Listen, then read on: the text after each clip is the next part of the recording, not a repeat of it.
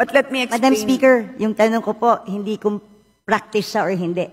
Tama po ba na ginagamit natin ang earmarked revenues for other things other than specified in the law?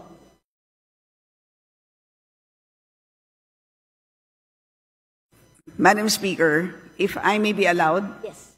parang po siyang, if I may use a comparison, parang pong kung tayo po ay nagde-deposito sa isang bangko, nagdeposito tayo ng 100 piso, iniwan natin sa bangko yung ating 100 pesos. Habang hindi natin kailangan yung 100 pesos na yan, ini-invest ng bangko yung 100 pesos na yan.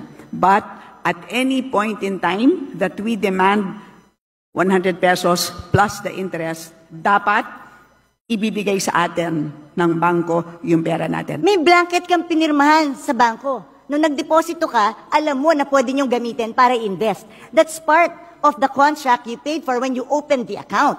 Pero ito, batas ito na pinasa natin na earmark ang certain fund for a certain thing. Wala tayong authority na binigay doon sa ating batas o habang may cash, habang hindi ginagamit, pwede nyo gamitin, national government, kung saan nyo gusto. Pag kinapos tayo, gamitin nyo na. O basta siguraduhin nyo, pagkakailangan ko na, ibalik nyo sa akin.